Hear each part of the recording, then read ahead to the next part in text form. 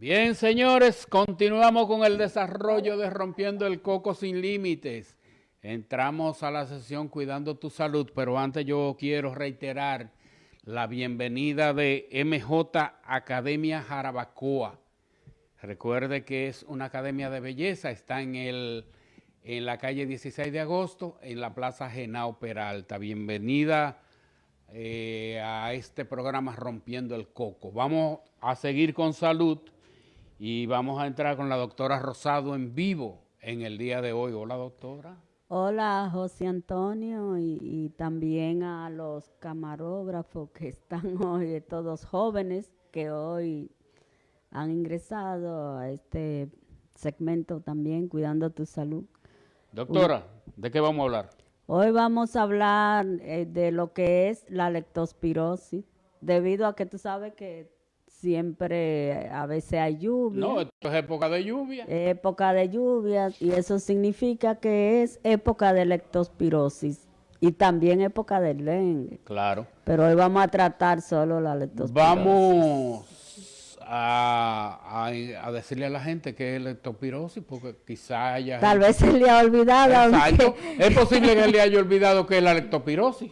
Aunque pienso que la población, siempre tengo que decir que tiene un máster ya en lo que son estas enfermedades. Pero bien, la leptospirosis se considera que es una enfermedad bacteriana infecciosa, la cual es transmitida a través de la orina de algunos tipos de animales, especialmente los roedores, como son los ratones, también algunos animales salvajes, como es el hurón, y otro tipo de animales como las vacas, los caballos, los perros, etcétera. Doctora, bueno, decíamos al inicio de esta sesión sobre las lluvias. Entonces, para una persona contagiarse. Bueno, cuando una persona se contagia con esta enfermedad es porque en algún momento ha estado en contacto con la orina contaminada con la leptospira, es decir, de esos animales que hemos mencionado. ¿Cómo pueden contaminarse? Cuando hay, por ejemplo, inundaciones, desbordamiento de cañadas, que el agua sucia a veces corren, incluso hemos visto aquí que el agua sucia corre por la calle y las personas pueden entrar. Y uno ahí. se tiene que ponerse en contacto con el agua sucia. Exactamente, descalzo, a veces quizás. descalzo, no usan guantes también para quizá tratar de eliminarla, y por ahí pueden contaminarse. También cuando se llevan algún tipo de alimento a la boca que estén contaminados con la orina y la leptospira a través de la mucosa, o sea, es a través de la mucosa de la boca, es decir, si tiene alguna heridita o algo por ahí, también pueden contagiarse. Y como siempre tú mencionas que cuando toman una lata, algún jugo o algo, y lo abren y se lo toman directo y no le dan el aseo que amerita, pues también puede contagiarse. Bueno, vamos a hablar de síntomas. Entre los principales síntomas de la leptospirosis, cuando ya, por ejemplo, se inicia, puede iniciar con lo que a veces por un simple proceso gripal, dolor de cabeza, fiebre, dolor de garganta. Que uno cree que es gripe. Incluso dolores musculares podrían dar. Ahora bien, hay un dato patonomónico, es decir, que es característico de la leptospirosis. Todos esos síntomas que hablamos, más ese dolor en la pantorrilla que con frecuencia le da a los pacientes con leptospirosis, eso es característico de que ese paciente podría tener leptospirosis. Y hay lo que se llama el síndrome de Weill. Este síndrome que caracteriza a los pacientes que tienen leptospirosis se va a caracterizar por ese color amarillento de la piel, la conjuntiva de los ojos se ponen bien amarillo, el paciente también está orinando bien amarillo, debido a que cuando aparece ya este síndrome ya hay complicaciones. ¿Por qué aparece en la complicación? Cuando ese paciente que tiene leptospirosis no acude a tiempo al médico y no le ponen un tratamiento adecuado, entonces pueden haber complicaciones, se le afecta el hígado, también puede afectar los riñones y afectar el cerebro y los pulmones. Y el paciente puede morir. Es una enfermedad que si no se trata puede ser mortal. Doctora, ¿en qué tiempo se incuba esta enfermedad? Porque regularmente, si yo tengo síntomas de gripe, lo que voy a hacer es beber analgésico, beber té, cosas así para la gente. Sí, generalmente el periodo de esta enfermedad no es muy extenso, pero va desde 3 a 10 días, pero un promedio de 7 días, o sea, una semana. Después que ya se ha contagiado, entonces aparecen los síntomas. Pues no es tan difícil de identificar, porque si usted tiene una gripe, a la semana usted va mejorando de la gripe. Sí. Es todo lo contrario con la leptospirosis. No usted va poniéndose peor. Sí, entonces ahí también el médico tiene que decidir cuando el paciente acude al médico, ya sea por un proceso gripal, y comenzar a hacer una historia clínica. Tú sabes que se ha ido perdiendo eso de hacer una buena historia clínica a un paciente que te llega. Generalmente esos pacientes llegan por emergencia, pero cuando te llegan esos tipos de pacientes, a veces te llegan ya en una etapa complicada. Sí. Y si el médico no indaga, aún así el paciente llegó en una etapa complicada y el paciente se le puede ir. Sí. Porque tienen que comenzar a hacerle preguntas que si estuvo en contacto con agua contaminada, con agua sucia, que si fue a que dónde estuvo comiendo, porque por los alimentos, si esos alimentos están contaminados, se va a contaminar. Se va a contaminar también a través de la mucosa labial, como hemos dicho. Claro que sí. Sí. Entonces, doctora, ¿cuál es la prueba para la leptospirosis? ¿Hay que mandarla a la capital? Sí, pero la prueba también la hacen en algunos hospitales, como es el caso. A veces uno la manda a confirmar, pero se hace, por ejemplo, en el Morillo King uno lo puede tomar una muestra y se hace prueba allá.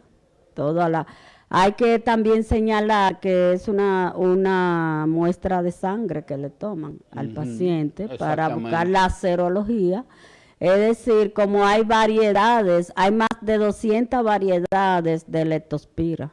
No es de que leptospira y ya, no, sino hay más de 200. Yo no sabía. Sí, hay más de 200 variedades de leptospira.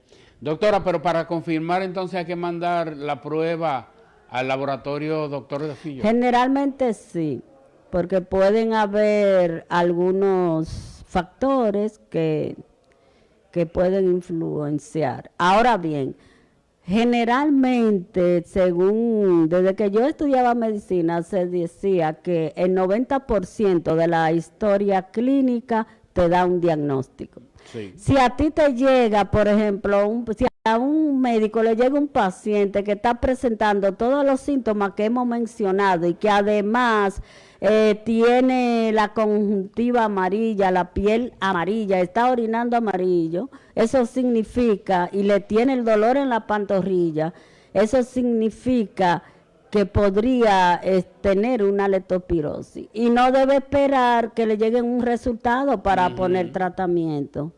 Cuando un paciente llega a las emergencias de los hospitales, el médico tiene que estar, y también no solamente de los hospitales, sino también a las emergencias de los centros privados. Y el médico tiene que estar en alerta para esta temporada. Por favor, no despachen esos pacientes que le llegan con esa sintomatología, porque se han dado casos que comienzan y lo mandan para su casa con un tratamiento para su casa y ya tú sabes, cuando regresa para atrás de nuevo el paciente ya llega complicado.